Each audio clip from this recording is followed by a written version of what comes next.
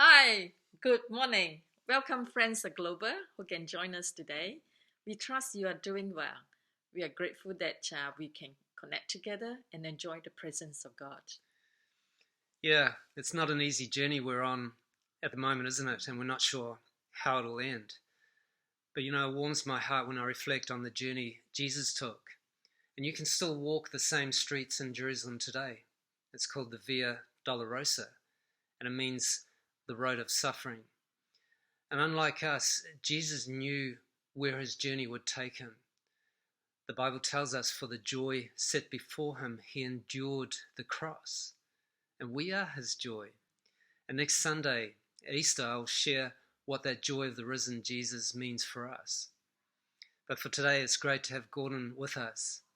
We saw a photo of Gordon this week on WeChat, and the comments were that he's looking even younger and even better looking since lockdown. But we so appreciate Gordon. Let me pray. Heavenly Father, we thank you for sending your precious Son, Jesus. Help us to really understand this historical time when Jesus took that journey to the cross and the everlasting joy made available for us, for all humanity. We want to pray for Gordon as he shares this morning. May your Spirit be on him. Open our hearts and our minds in Jesus' name. Amen. Amen. Morning, Global! Good to have you guys join me again for worship this Sunday. I hope you guys are more settled into week 2 of our self-isolation and also more adjusted to the new rhythms of life, whether it's at home or at your school or at work. Well, as churches moved online right now, we too also need to get ourselves adjusted to the new ways of worshiping together as a church. So before I start the worship this morning, I just wanted to share with you 2 things that I believe would help you prepare yourself for worship, which will help you engage better in worship as well. So the first thing that you can do is to stand up. I think standing up just helps us to kind of get into position. And it kind of feels like we're in church, isn't it? And the second thing to do is to lift up your hands. Again, it's something that we often do in church. And personally, I feel that when I'm worshiping and I'm lifting my hands, it just kind of helps me to engage better, just helps me focus a little bit better on my worship. So, I hope you guys are ready, and let us worship the Lord together. We're going to be singing 2 songs this morning. Both, again, very familiar songs to you guys. You should see the lyrics up soon. The first song we're going to sing is The Power of Your Love.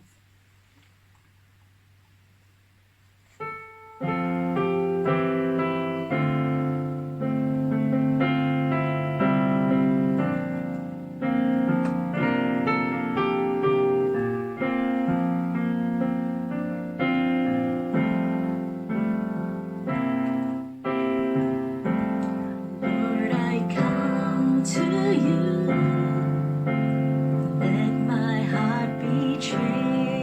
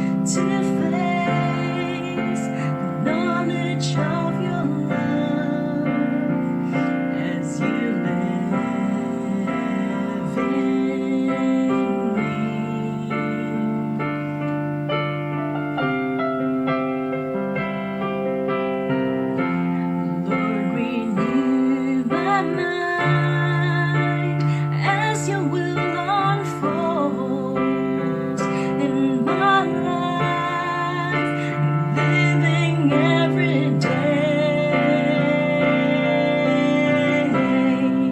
by the power of your love.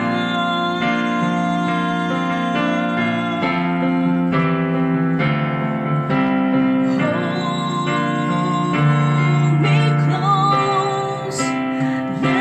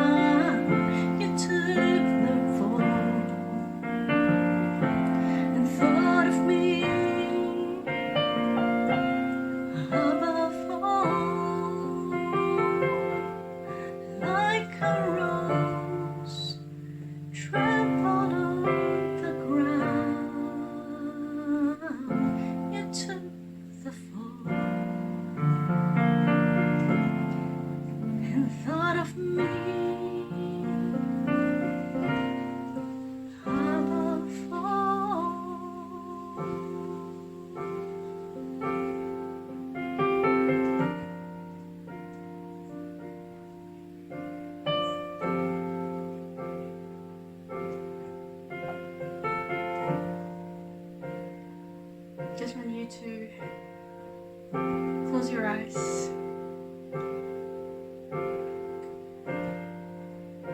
As we come closer to Good Friday, let's just think of Jesus, crucified on the cross for us, who put himself before us.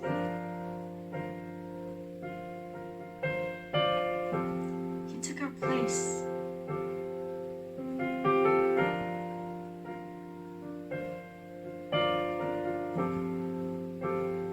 I hope in the next few days leading up to Easter that we will all have this image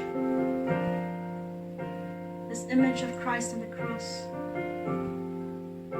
Think about what that personally means to us and prepare our hearts as we welcome the resurrection. We look forward to Easter Sunday because Christ rose again in order to give life to us. Let's sing the chorus one more time. Crucified,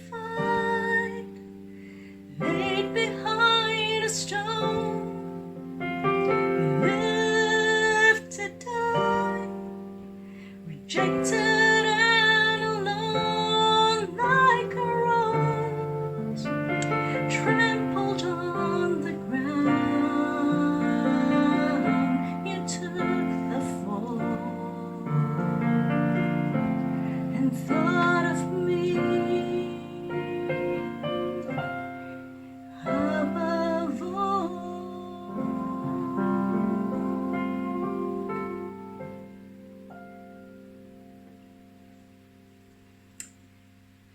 May you be blessed as you receive the word that's going to be coming from Gordon this morning.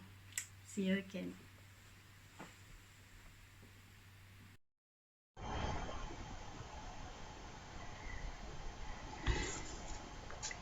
Good morning. It's great to have this opportunity to share with you some of the things that I've been learning this week about the death of Jesus and its meaning for us. I've entitled my message The Pathway to the Cross, and I'll be looking shortly at some of the things that happened in the last 2 days before Jesus' death. Taking that from Mark chapter 14 and 15.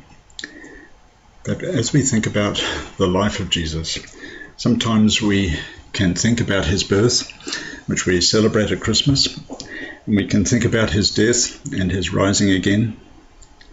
And we remember that at Easter time, and we can sometimes forget that part in the middle, those 3 years of his special work, his ministry, are hugely significant. And it's important for us to grasp the way that these things are all part of one story. One story, his birth, leading into those years of his special work, and then to his dying and rising. It's one story about his kingship.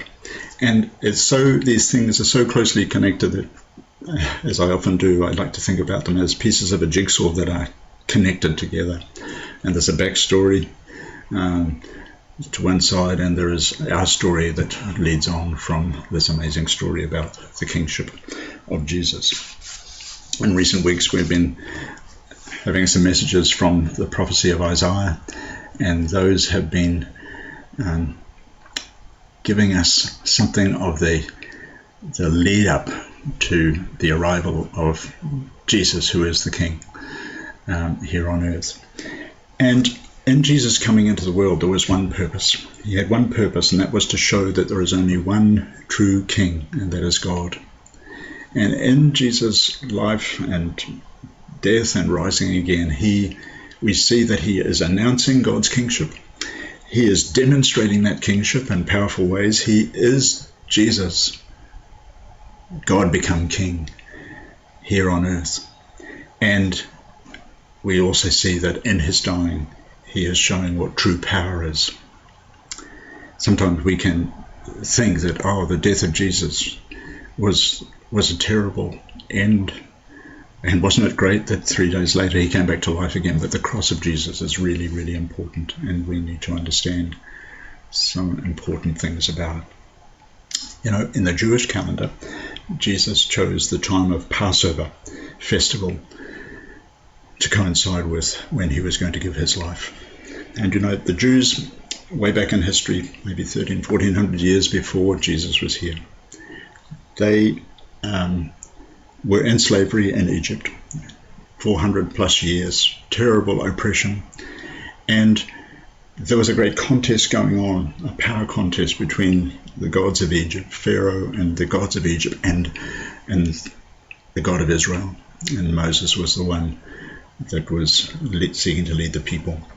And in a very crucial moment, a moment of great power, God set his people free from that slavery and oppression in Egypt. And it was Passover, the very first Passover, and there was a sacrifice of a lamb. And the sacrifice of the lamb meant freedom, meant liberation, meant that they would go free.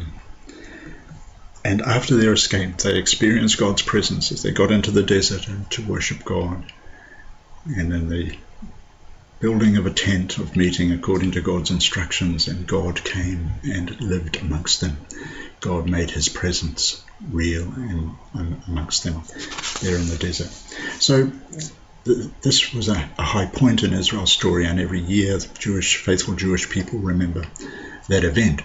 But the sad story in the Old Testament is that God's people Israel failed to keep him as their true king, and they followed after many other idols, other gods, and their story is a sad, sad story. And for hundreds of years before Jesus came, the people were in terrible trouble. They were for a period in another country, Babylon, for 70 years, and in exile, and then they returned. But they still felt that they were in exile. They still felt that God was very far away, and that they were very far away from God. They had huge questions. Where is our God? What is going to happen? And God, through his prophets, gave messages about the time that would come when there would be great deliverance, a most powerful deliverance, a second Exodus. And it would be at Passover time that this would happen. And of course, that's what we're talking about as we approach Easter. In a few days' time, Good Friday coming, we're thinking of the time when in the Jewish calendar Passover was celebrated, and Jesus chose that time as the time to die and to bring great freedom to his people Israel and to the world. He was the Passover lamb at that time, and everything changed from that moment in history. Isaiah, most powerful deliverance. And you may say, from what? In Jesus coming into the world, he is challenging other powers, and he is bringing a deliverance from those powers. 700 years before Jesus was born, there was a prophecy that a son would be born, a child would be given, and the government, the rule, the authority and the power as king would be upon his shoulders, and there would never stop being an increase to his rule. And then the baby was born. He's born king. He's born king of the Jews. And shortly after his birth, King Herod is setting out to kill him. He gets lots of infant children killed, baby boys in the Bethlehem area. He cannot stand a rival king to his kingship as King Herod. And so Mary, the baby Jesus, and with Joseph, they flee to Egypt, and they are refugees there until King Herod dies. King Jesus has come to carry out his Father's plan in the power of the Spirit.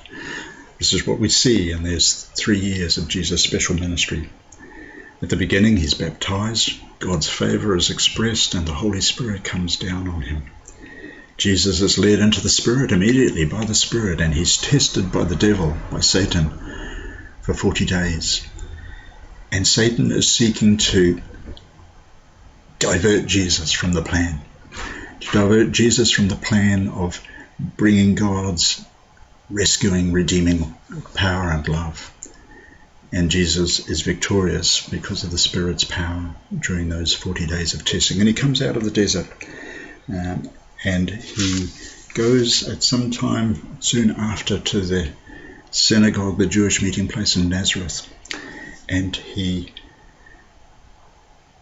declares, on the basis of a scroll from the prophecy of Isaiah, he declares that he is the anointed king. The Spirit of the Lord is upon me, because he's anointed me to bring good news to the poor, rescue for captives, recovery of sight to the blind. And so we see in Jesus, he is a wonderful master. He's a great teacher. He's a powerful healer. He's a compassionate carer. He's all of those things. But there's much more. And in the Gospels, we see again and again the evil powers that are pressing in on Jesus, coming against him, seeking to divert him, seeking to destroy him. And yes, he came into the synagogue there in Nazareth, and he declared that his kingly mission was about to begin. You know, there was an interesting reaction. Some of them were thrilled with his words, but others, when he said certain things about people who are not Jews being set free, they got really angry and they mobbed him and they took him to the edge of the city and they wanted to throw him over the cliff and get rid of him. But Jesus passed through them. You see the evil power that is coming against this chosen servant king of God. A man who's possessed by an evil spirit, really troubled, recognizes who Jesus is and says, "Go away, you've come to destroy us." And Jesus sets the man free that's oppressed by that spirit.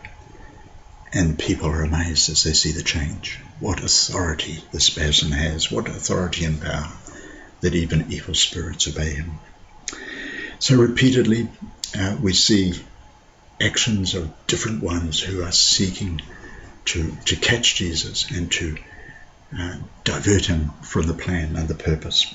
Halfway through the years of his service, Jesus tells his close followers that he's going to go as the Son of Man. He's going to go to Jerusalem and he will die and he will rise again. And Peter says, "No, Jesus, no way, that can't happen to you.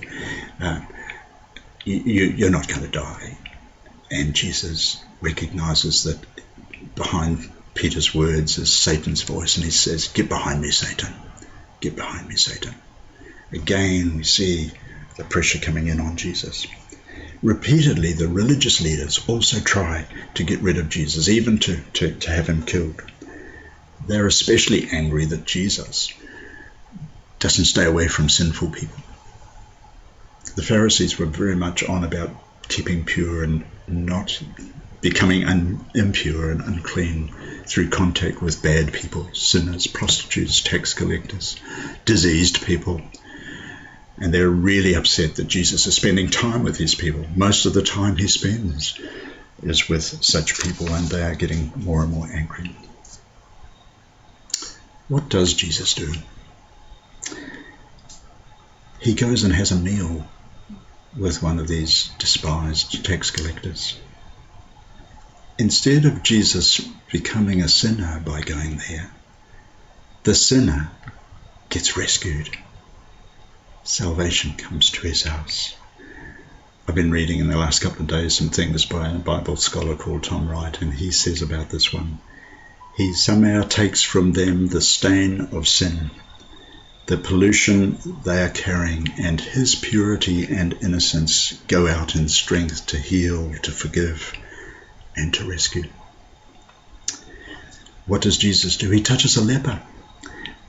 At the risk of becoming ritually unclean and getting leprosy, Jesus, in love, touches this person and brings healing. Somehow, Tom Wright says, somehow Jesus' cleanness and wholeness infect the leper instead of his being infected by the leper. What does Jesus do? A woman with a serious bleeding problem, she's had it for 12 years. She comes near. Everything that she touches has become unclean. everyone who touches her becomes unclean. And she touches Jesus' cloak, and Jesus says, "Who touched me? Power has gone out from me." And Tom Wright says, the special power of Jesus, the power not of force but of love, not of oppression but of health and purity, is stronger than the ritual uncleanness she had had for many years. What does Jesus do? He touches a dead body, the son of a widow from the village of Nain.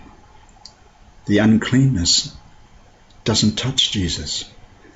Tom Wright says it just doesn't stick to him. Instead, power once more flows out in the opposite direction. He takes human uncleanness. He absorbs our impurity in himself so that it becomes lost without trace, and his own purity flows into us instead. And these examples, just a few, give us a clue as to what is going to happen on a much larger scale when he goes to Jerusalem. In this telling of the story, we're in these last couple of days before Jesus' death.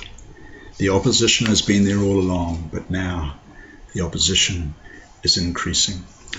You see, their leaders, the religious leaders, the people at the temple, the teachers of religious law were trying to find a way to capture Jesus secretly and kill him, just on the side. And Tom Wright has said about this, the battle has been for Jesus with the rulers of this world, the power structures who have organized themselves and their authority so that there's no room for God in the world. Tom Wright says, Jesus has not come to offer one more political alternative, but to break the stranglehold that the powers have had on the world. He offers a new world, a world in which God is God and human beings are set free to be human beings. I wonder, does it strike you in the desperate circumstances of COVID-19 hitting the nations of the world that hardly any leader, president, chairman, prime minister, is daring to mention God? The need to listen to him, the one whose kingly power and authority are unlimited. Instead, we can do this, we can sort it, it'll go away soon. We're trying to get on top of it. The idolatry of self, of our own belief that we can solve everything. Only God is worthy of kingship.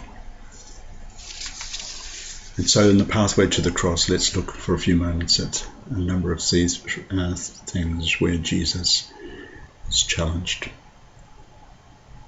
Peter says to Jesus, "I won't fail you." And Jesus says, "Simon, Satan has asked to have you." And Simon says, "I'm ready to go to death with you."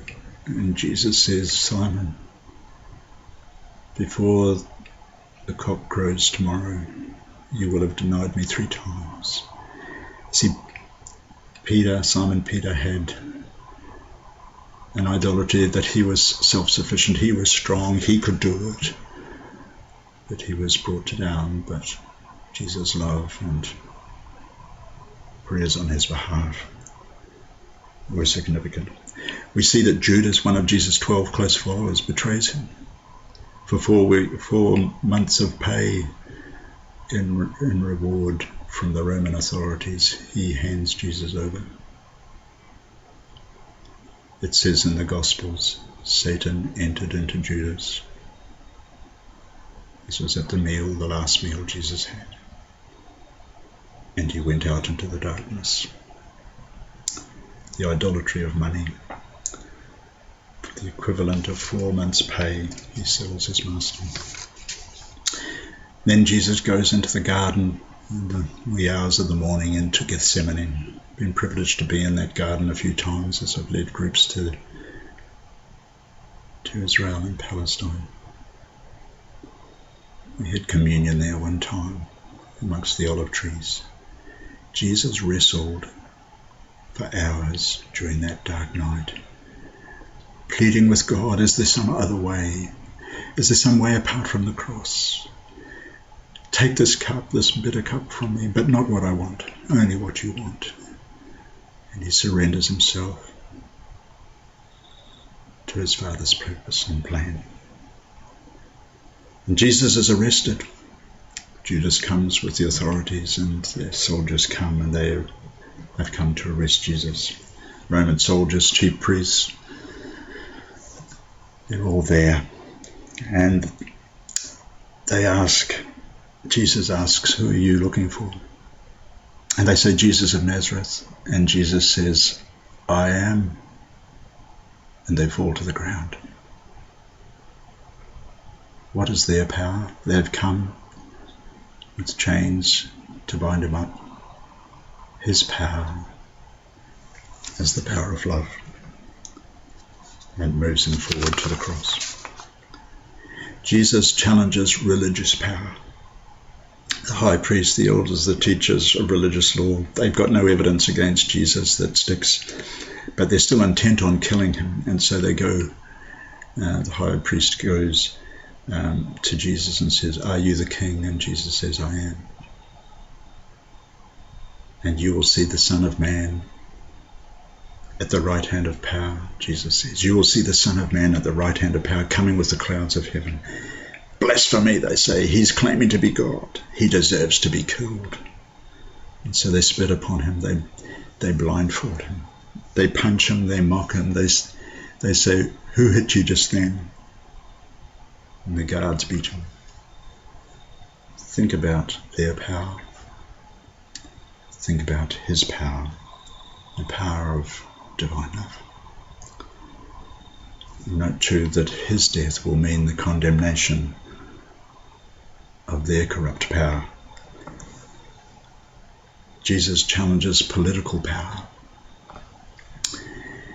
The meeting that the priests, the elders and the legal experts had, and they met with council, the Jewish council of 70, and they bind Jesus and they take him to the Roman governor Pilate, representative of Caesar. And their aim is to get Jesus crucified because he claimed to be king, a rival to Caesar. And crucifixion was a political punishment, a punishment for rebel leaders. And so Jesus, here he is, the king, challenging all other powers. Pilate asked Jesus if he's the king, and Jesus says, you've said it. Apart from that, Jesus is silent. Like a lamb going to the kill, he doesn't open his mouth.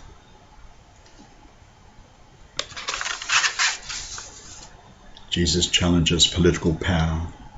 Before Pilate, the Roman governor, he decides, even though he believes Jesus is innocent, he decides to set a criminal free, Barabbas. And he chooses to have an innocent person, Jesus, crucified. He orders Jesus to be flogged, and Roman soldiers take Jesus to the palace. They put a purple robe on him, crown of thorns on his head. They mock him and say, "Hail, King of the Jews." They hit him on the head with a stick. They spit on him. They bow in front of him, mocking him. Jesus is led away, carrying his cross, to Skull Hill, Golgotha. Jesus challenges satanic power. Satan is the enemy, the one who tricked humans at the very beginning into thinking that knowing good and evil was much better than knowing and experiencing God's love. So he is also there. He's the false ruler of the world. He's brought sin and death into our experience at our choosing. And he was there at the start of Jesus' 3 years, trying to divert Jesus from the plan. Now he's trying to use his power against Jesus. But there's something that Satan and his agents don't know. They don't know the secret. They don't know God's secret. None of these powers knew the secret that God was on about. So we see religious power, political power, satanic power, power of sin and death, honing in on Jesus. They thought they finally had Jesus in their hateful, murderous grasp, but they didn't really know what was happening. They didn't know God's secret plan. And God's secret plan was that by Jesus dying, he was going to be defeating all of these powers. Paul says in a letter to his friends in Corinth, none of the rulers of this age understood it, for if they had, they would not have crucified the Lord of glory. If they had known that by killing Jesus they would be done, they wouldn't have touched him. But this was God's secret plan, that by dying Jesus was going to accomplish something way beyond their imagination. What Jesus was really doing was taking upon himself, into himself, all the evil, destructive forces, religious, political, satanic, and all the power of sin and death enslaving us. He was taking it into himself on the cross. And because of his purity and perfection, and because of the power of his unlimited divine love, he crushed and defeated every power. He responds to hatred with forgiving love. On the cross, he says, Father, forgive them. He assures a repenting rebel alongside him on the cross that he'll be with him in paradise that day. And Jesus shouts at the end of those hours on the cross, in victory, finished. Graves open, curtain in the temple is torn. People are coming back to life. It's the moment where God, through Jesus and through God's amazing love, has defeated the powers and brought freedom. Passover, remember the first Passover? Brought the people of Israel freedom out of the slavery in Egypt. This Passover where Jesus dies, which we remember this week and should remember every day, is where God accomplished for us glorious freedom from all the powers, if only we will come and acknowledge Jesus to be our King, our loving Lord. Paul says in another letter, Jesus, having disarmed the powers and authorities, he made a public spectacle of them, triumphing over them by the cross. And so we see the awesome power of God's love. We've been talking about the pathway that Jesus walked to the cross. And it's one in which the awesome power of God's love is demonstrated again and again. And it's the defeat of the destructive love of power. And then I've got there the pathway from the cross. The pathway from the cross. Not that we walk away from the cross and forget it, but that we walk away changed because of this amazing Lord of love who wants to bring freedom into our lives. That we go forward carrying our cross. Paul said in another place, end of Galatians, God forbid that I should glory or boast in anything except the cross of Christ, by which the desires and pleasures of this world are like a dead thing to me, and I'm like a dead man to them. We're going to listen to a song, The Power of the Cross. Very moving words. And as we listen to this, let's reflect on the words and let our hearts be moved, stirred by Jesus' amazing, unending, powerful love. And let's be changed. And let's become agents of change.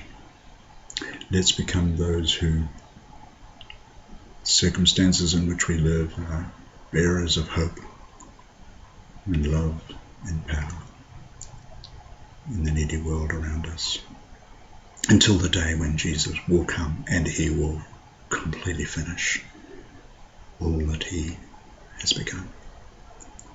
God bless you.